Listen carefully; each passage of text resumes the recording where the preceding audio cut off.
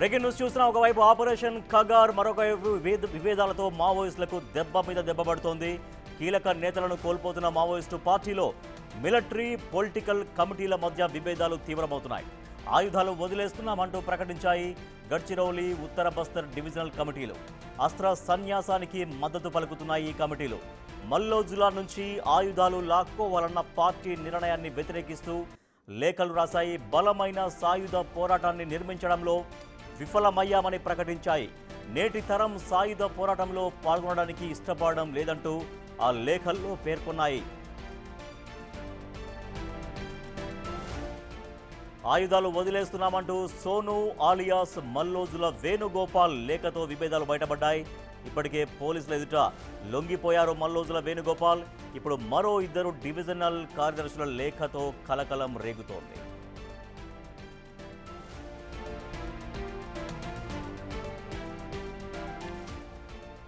ఒకవైపు ఇప్పటికే ఆపరేషన్ ఖగార్ కొనసాగుతోంది. దీంట్లో చాలా ముఖ్యమైనటువంటి మావోయిస్టు నాయకులందరూ మృత్యువాత పడుతున్నారు. మరోవైపు మావోయిస్టు పార్టీలో విభేదాలు తీవ్ర స్థాయికి చేరుకుంటున్నాయి. దీంతో మావోయిస్టులకు దెబ్బ మీద దెబ్బ పడుతుందని చెప్పొచ్చు.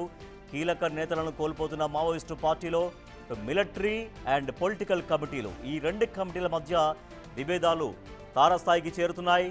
ఆయుధాలు వదిలేస్తున్నామంటూ గడ్చిరౌలి అండ్ ఉత్తర బస్తర్ డివిజనల్ కమిటీలు ప్రకటించాయి. అస్త్ర సన్యాసానికి సపోర్ట్ చేస్తున్నాయి ఈ కమిటీలు. మల్లోజుల నుంచి ఆయుధాలు లాక్కోవాలి అన్న పార్టీ నిర్ణయాన్ని వ్యతిరేకిస్తూ లేఖలు రాశాయి. ఇటీవల మల్లోజుల వేణుగోపాల్ లొంగిపోయారు. సో మల్లోజుల దగ్గర నుంచి ఆయుధాల వెనక్కి తీసుకోవాలంటూ పార్టీ ఒక నిర్ణయం తీసుకుంది. ఆ నిర్ణయాన్ని వ్యతిరేకిస్తూ ఈ రెండు కమిటీలు లేఖలు రాశాయి. ఉత్తర బస్తర్కు సంబంధించి అలాగే గడ్చిరోలి డివిజనల్ కమిటీలు లేఖలు రాశాయి. బలమైన సాయుధ పోరాటాన్ని నిర్మించడంలో మనం విఫలమయ్యాయంటూ ప్రకటించాయి. అలాగే నేటి తరం వాళ్ళు సాయుధ పోరాటంలో పాల్గొనడానికి ఇష్టపడడం లేదంటూ కూడా లేఖలో పేర్కొన్నాయి.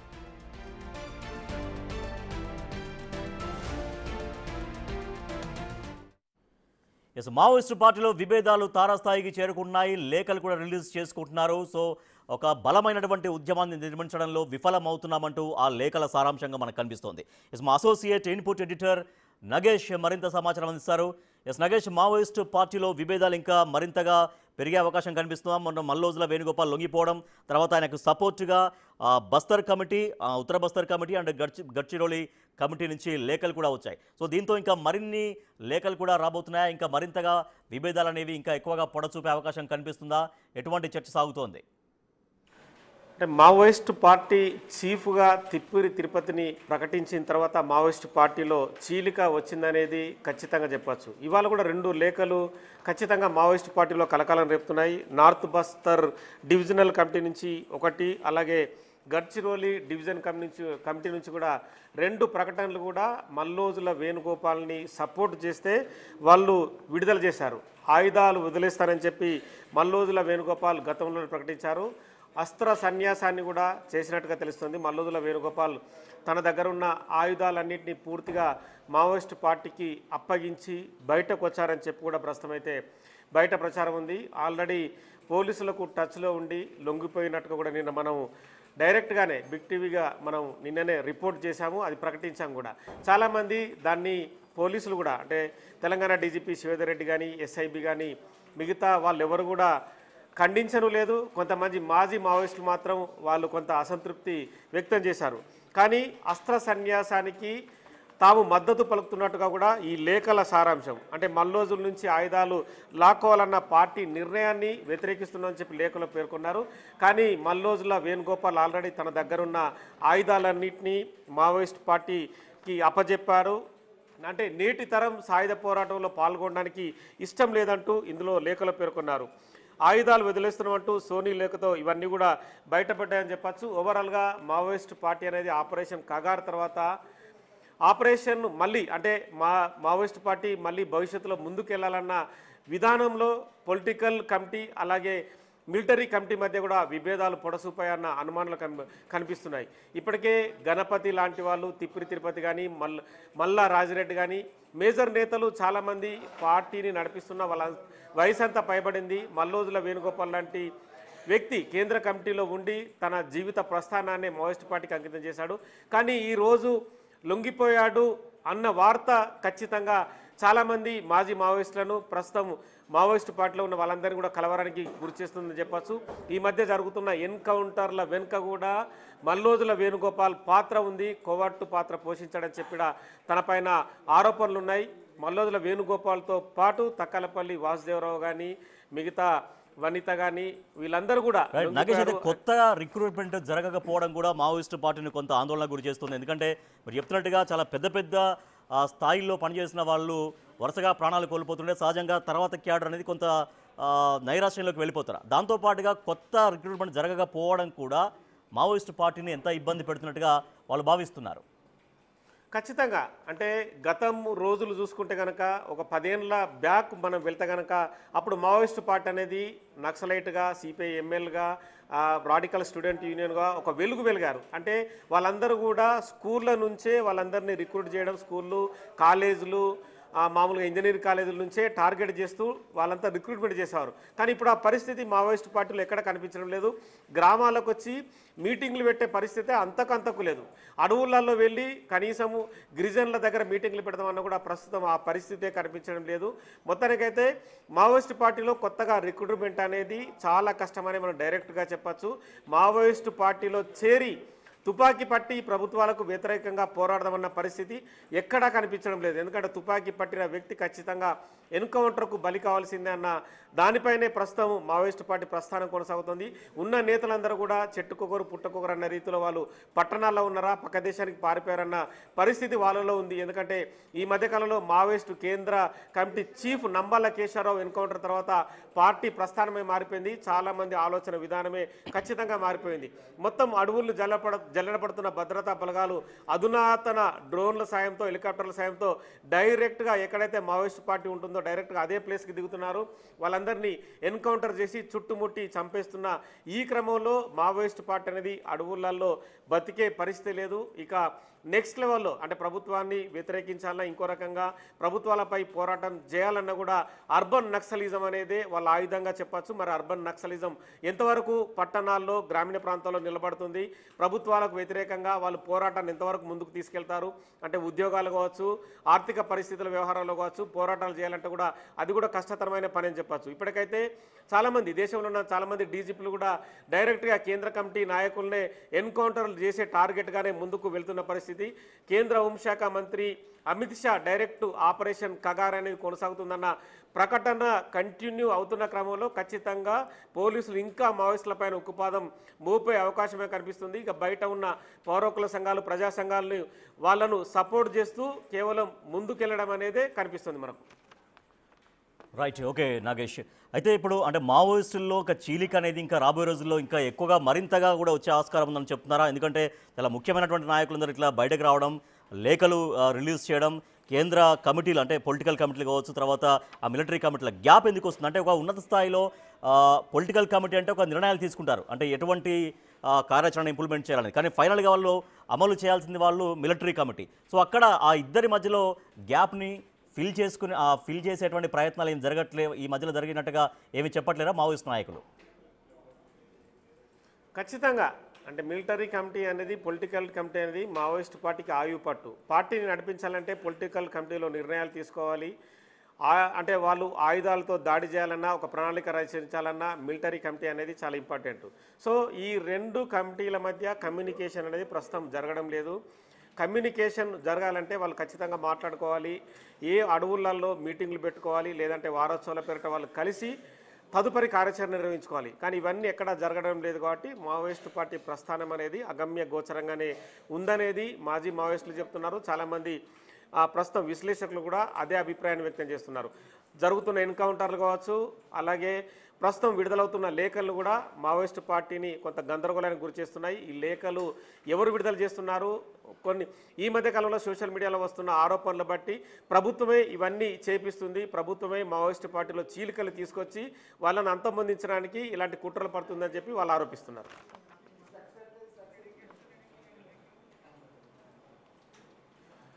ప్రస్తుతం గాదే ఇన్నయ్య బిగ్ టీవీకి అందుబాటులో. నమస్తే అండి. నమస్తే.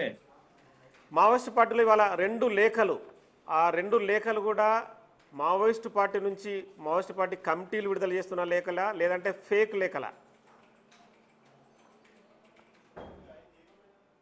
అంటే ఇవన్నీ చూస్తే మాత్రము ఇవేమి కూడా అంటే ఫేక్ లెక్కనైతే అనిపిస్తలేదు. నేను కూడా ఇప్పుడే ఈ 2 లేఖల్ని కూడా పదే 1-2 సార్లు చదివిన నేను. మీరు అన్నట్టు ఒకటి గడ్చిరోలి డివిజన్ పేరుతోటి వచ్చినటువంటి ఆ 3 పేర్లతోటి వచ్చినటువంటి ఏదైతే పత్రికా ప్రకటన, మోను కావచ్చు, కలాంసే బహదీ కావచ్చు, నిఖిల్ పేర్లతోటి వచ్చినటువంటి ఇది కానీ, లేకపోతే బస్తర్ ఏదైతే నార్త్ బస్తర్ డివిజన్ పేరుతోటి వచ్చినటువంటి ఆ సుఖ్దేవ్ పేరుతోటి వచ్చినటువంటిది కానీ, సుఖ్దేవ్ కోడో పేరుతోటి వచ్చినటువంటి ఈ 2 లేఖలు కూడా నాకు కూడా ఛత్తీస్గఢ్ సంబంధించినటువంటి విలేకరులు నాకు కూడా అవి పంపడం జరిగింది. అంటే హిందీలో నేను చూసిన వీటిని అవి వాళ్ళ ఏంటంటే ఛత్తీస్గఢ్ సంబంధించిన జర్నలిస్టులు కూడా వాళ్ళకి నిజ నిర్ధారణ చేసుకున్న తర్వాతనే వాళ్ళు కూడా ఇది వాస్తవమే, ఇది వాళ్ళు పంపించినట్టుగానే రూపేష్ ఫోన్ ద్వారా వచ్చినట్టుగానే, అంటే రెగ్యులర్ గా వాళ్ళకు వస్తూ ఉంటాయి కదా, ఏదో ఒక ఫోన్ నెంబర్ తోటి ప్రకటనలు వస్తూ ఉంటాయి కాబట్టి ఆ సేమ్ అదే పద్ధతిలో అదే ఫోన్ నెంబర్ ద్వారా వచ్చింది కాబట్టి మాకైతే మేము నమ్ముతున్నాము అని ఛత్తీస్గఢ్ జర్నలిస్టులు చెప్తా ఉన్నారు కాబట్టి మనం కూడా నమ్మాల్సిందే. అయితే దీంట్లో ఇప్పటివరకు చాలా వచ్చినాయి. మనం చూస్తాం సెప్టెంబర్ 17 నుంచి లేఖల పరంపర కొనసాగుతా వస్తా ఉన్నది. మొదలు సెప్టెంబర్ 17 వేణుగోపాల్ ఇచ్చినటువంటి ఆ పత్రికా ప్రకటన కావచ్చు, అది కూడా దాదాపు ఏదో నార్త్ భారతదేశం నుంచి వచ్చినాయి అని కూడా జర్నలిస్టులు చెప్తా ఉన్నారు, ఎస్ఐబి వాళ్ళు చెప్తా ఉన్నారు, లేకపోతే ఇంటెలిజెన్స్ వాళ్ళు చెప్తా ఉన్నారు. మరి ఇప్పుడు ఇది కూడా దాని తర్వాత 6 పేజీల లేఖ ఏదైతే పశ్చాత్తాప అపరాధ అటువంటిది 6 పేజీల లేఖ చూస్తాం. దాని తర్వాత జగన్ చూస్తాం. దాని తర్వాత మళ్ళా అభయ్ వికల్ప్ పేర్లతో వచ్చినటువంటి కేంద్ర కమిటీ పేరుతో వచ్చి చూస్తాం. అసలు ఈ అభయ్ ఎవరు? ఈ అభయ్కి అభయ్ అనే పేరుతోటి రాయబడుతున్నటువంటిది అసలు ఎవరు వీళ్ళు? అభయ్ ఓన్లీ వేణుగోపాల్కి సంబంధించిందా, లేకపోతే ఇంకా వేరే వాళ్ళకు కూడా సంబంధించి ఉంటుందా, లేకపోతే ఆ పార్టీ అధికార ప్రతినిధి పేరుతోటి ఎవరు విడుదల చేసినా అభయ్ పేరుతోటి విడుదల చేస్తారా, వికల్ప్ పేరుతోటి విడుదల చేస్తారా? మనం చూస్తాం అభయ్ వికల్ప్ రైట్ వినాయక్ గారు, అంటే మల్లోజుల వేణుగోపాల్ ఆయన లేఖ విడుదల చేశారు, ఆయుధాలని వదిలేస్తున్నామంటూ విడుదల చేసిన తర్వాత సపోర్ట్ పెరుగుతుంది. అంటే ఆయనకి సపోర్ట్గా పెరుగుతూ నిజమే ఒక నిర్మించాల్సినంత స్థాయిలో ఉద్యమాన్ని నిర్మించలేకపోతున్నాము, చాలా ముఖ్యమైనటువంటి నాయకులందరూ కూడా ప్రాణాలు కోల్పోతుంటే మాకు విశ్వాసం కోల్పోతున్నటువంటి స్థాయిలో వాళ్ళ లేఖలో సారాంశం మనకు అర్థమవుతుంది. దట్టు కొత్త రిక్రూట్మెంట్ జరగట్లేదన్నటువంటి ఆందోళన కూడా వాళ్ళు వ్యక్తం చేశారు. సో మల్లోజుల వేణుగోపాల్ పేర్కొన్నటువంటి అంశాలకి సపోర్ట్ ఎందుకు పెరుగుతుంది ఈ సమయంలో? అంటే ఇది మేమైతే అంటే బయట ఉన్నటువంటి వాళ్ళం, మాకు కూడా ఎంతో కొంత అంటూసి ఉంటుంది కాబట్టి, ఆ భావజాలం తెలుసు కాబట్టి, ఆ సిద్ధాంత పరిజ్ఞానం ఉంది కాబట్టి, ఆ లైన్లో మేము కూడా కొంతకాలం పనిచేసి చేతగాక బయటకు వచ్చినాం కాబట్టి మాకు కొంత అవగాహన ఉంది. అంటే ఇటువంటి అంతర్గత వైరుధ్యాలు కావచ్చు, అంటే భావజాల వైరుధ్యాలు కావచ్చు, లేకపోతే ఆచరణ పైన వైరుధ్యాలు కావచ్చు, లేకపోతే లైన్ పైన వైరుధ్యాలు కావచ్చు, ఇవి దాదాపుగా చాలా రోజులుగా దాదాపుగా 70 ఏళ్ళు చూసినాము, తర్వాత మళ్ళా 82లో చూసినాము, తర్వాత 94లో చూసినాము, మళ్ళా తర్వాత ఇంకా ఇతర సమయాల్లో కూడా ఇటువంటి చూసినాం. అంటే 60 ఏళ్ళలో ప్రారంభమైనటువంటి నక్సల్బరీ సాయుధ పోరాట ఉద్యమం కావచ్చు, అసలు సాయుధ పోరాట ఉద్యమం అనేది ఇప్పటికి కూడా సాయుధ చర్యలు చేస్తే దాన్ని సాయుధ పోరాటం అంటారా? ఆయుధాలు పట్టుకొని ఉంటే సాయుధ పోరాటం అంటారా? ఆయుధ విసర్జన ఏంటిది? ఆయుధాలు కలిగి ఉండడం ఏంటిది? అసలు ఆదివాసీ పోరాటాలు ఉద్యమాలు అనేవి అది ఇప్పుడు ప్రారంభమైంది కాదు. తిలకామాంజీ కాలంలో 1785లోనే అప్పుడున్నటువంటి ఆ ఆయుధాలతోటే వాళ్ళు పోరాటాలు చేసిండ్రు, ఉద్యమాలు చేసిండ్రు. అప్పుడున్నటువంటి ఈస్ట్ ఇండియా కంపెనీకి వ్యతిరేకంగా కావచ్చు, బ్రిటిష్ వాళ్ళకి వ్యతిరేకంగా పోరాటం చేసిండు. దాని తర్వాత బిర్సా ముండా చేసిండు, అల్లూరు సీతారామరాజు చేసిండు. అల్లూరు సీతారామరాజు కూడా పోలీస్ స్టేషన్ల మీద దాడులు చేసి ఆయుధాలని సంక్రమించుకున్నాడు, ఆయుధాల ద్వారా పోరాటాలు చేసిండు. కొమరం భీం చేసిండు. ఆదివాసీ ఉద్యమాలన్నీ కూడా అవన్నీ కూడా సాయుధ ఉద్యమాలుగానే కొనసాగుతూ వస్తున్నాయి.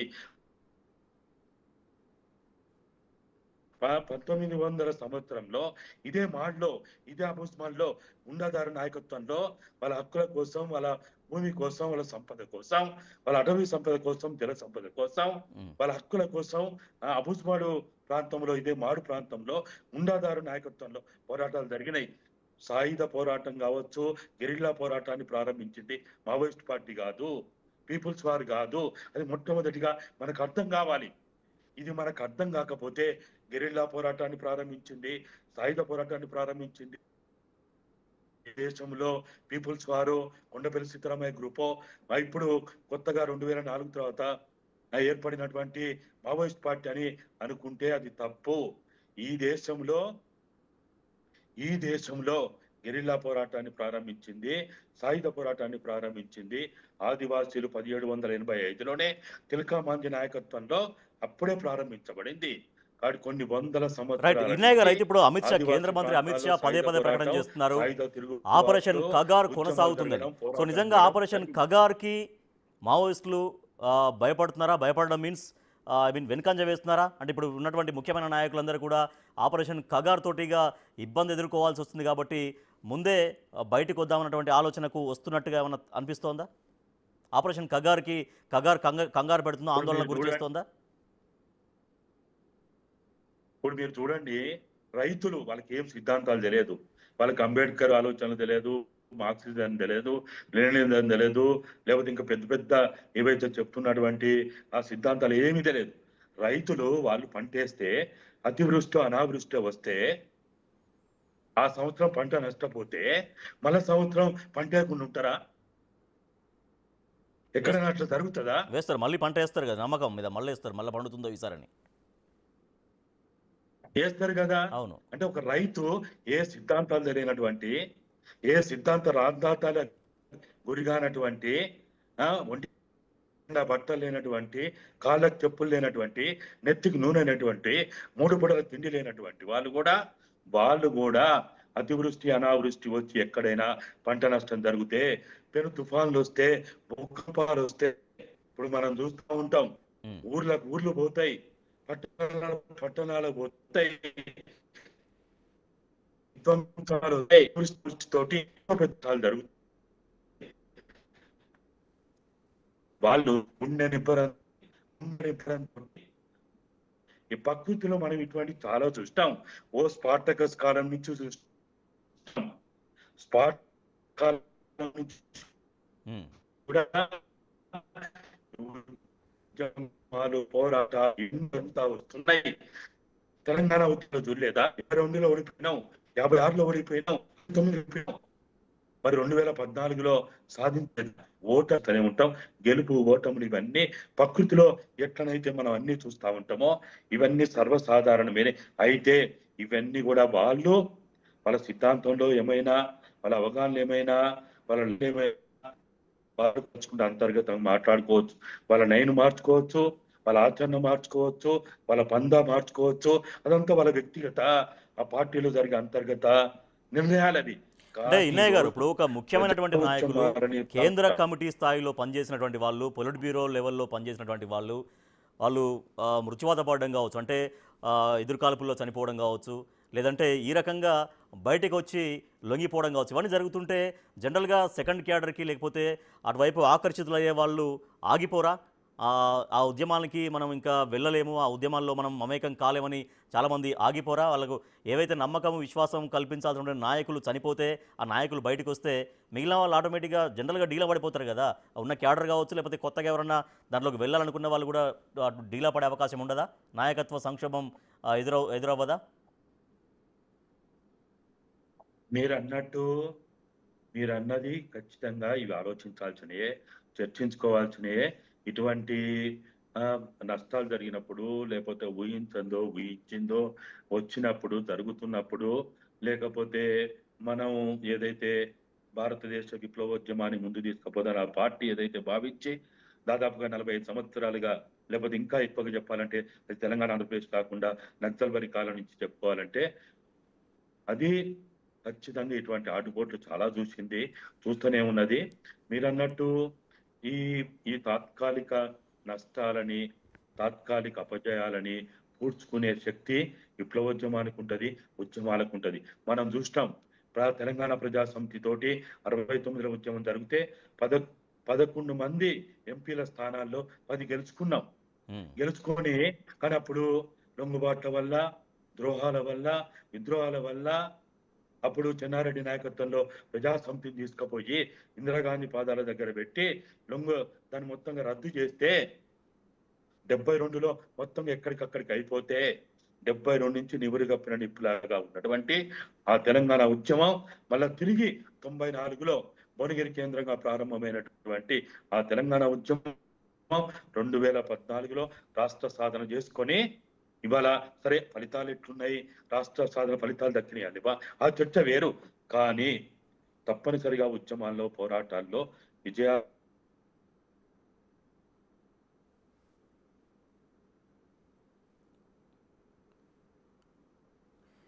రైట్. ఓకే, కొంచెం సిగ్నల్స్ సరిగ్గా రావట్లేవు. Yes, anyway thank you so much Gade అన్నయ్య గారు. సో పొలిటికల్ కమిటీ, మిలిటరీ కమిటీల్లో గ్యాప్స్ రావడం వల్ల మావోయిస్టుల్లో కొంత డిస్టర్బెన్స్ మనకు కనిపిస్తోంది. ఒక పక్క ఆపరేషన్ కగార్ మావోయిస్టులను ఇప్పటికే ఇబ్బంది పెడుతుంది. దాంతోపాటుగా విభేదాలు కూడా బయటకు వస్తున్నాయి. సో మల్లోజుల వేణుగోపాల్ బయటకు రావడం, ఆయన అస్త్ర సన్యాసం చేస్తున్నట్టుగా ఆయుధాలు వదిలేస్తున్నామంటూ ఆయన పేరుతో లేఖ వచ్చింది. తర్వాత ఆయన పోలీసుల ఎదుట లొంగిపోయారు. సో ఆయన లొంగిపోయిన తర్వాత ఆయన లేవనెత్తినటువంటి అంశాలని సపోర్ట్ చేస్తూ ఇప్పుడు ఇవాళ గడ్చిరౌలి డివిజనల్ కమిటీ నుంచి ఒక లెటర్ వచ్చింది. తర్వాత ఉత్తర బస్తర్ డివిజనల్ కమిటీ నుంచి కూడా ఒక లెటర్ వచ్చింది. సో దాంట్లో మల్లోజుల వేణుగోపాల్ ఏవైతే అంశాలు లేవనెత్తారో అది నిజం అనేటువంటి ధోరణిలో వాళ్ళు దాన్ని సమర్థించారు. మనం ఒక బలమైనటువంటి ఉద్యమాన్ని నిర్మించలేకపోతున్నాము, నాయకత్వ సంక్షోభం వెంటాడుతోంది, కింది స్థాయిలో పనిచేసే వాళ్ళకి సరైనటువంటి దిశానిర్దేశం లేక అనవసరంగా ప్రాణాలు కోల్పోతున్నారనేటువంటి ఒక ఆవేదన కూడా దాంట్లో వాళ్ళు వ్యక్తం చేశారు. ఉన్నారా గెస్ట్? ఎస్. ఇన్నయ్య గారు, అంటే పొలిటికల్ కమిటీ అంటే పై లెవెల్లో కార్యాచరణ ఏం చేయాలనేది ఒక పాలసీలు రూపొందిస్తారు జనరల్గా. సో ఇంప్లిమెంట్ చేయాల్సింది, ఫైట్ చేయాల్సింది గ్రౌండ్లో మిలిటరీ కమిటీ. సో పొలిటికల్ కమిటీకి, మిలిటరీ కమిటీకి గ్యాప్స్ అనేవి ఎట్లా ఉన్నాయి, యాక్చువల్గా ఎట్లా ఉండకూడదు? ఎందుకంటే మీరు గతంలో వారితో కలిసి పనిచేశారు కాబట్టి, అంటే మావోయిస్ట్ పార్టీలో పనిచేశారు కాబట్టి మీరు చెప్పాలి. సో పొలిటికల్ కమిటీకి, మిలిటరీ కమిటీకి గ్యాప్స్ ఎందుకు ఉన్నాయి? ఆ గ్యాప్స్ వల్ల ఇవాళ ఎటువంటి పరిస్థితి పార్టీ ఎదుర్కొంటుంది? అంటే నాకైతే ఈ లేఖ చూసిన తర్వాత అంటే పొలిటికల్ కమిటీకి, మిలిటరీ కమిటీకి, టెక్నికల్ కమిటీకి, లేకపోతే మీడియా కమిటీలకు, లేకపోతే ఇంకా అనేక రకాలైనటువంటి ఆ పార్టీ రూపొందించుకునే దాదాపుగా చాలా కమిటీలు ఉంటాయి అనేది మనం చాలా చాలా సందర్భాల్లో మనం చూసినాం. జనతర సర్కార్ అప్పుడు కూడా చాలా రకాల ఎడ్యుకేషన్ కమిటీ ఉంది, హెల్త్ కమిటీ ఉంది, ఇరిగేషన్ కమిటీ ఉంది, అగ్రికల్చర్ కమిటీలు ఉన్నట్టుగా అనేక కమిటీలు ఉన్నట్టుగా కూడా మనం చూస్తాం.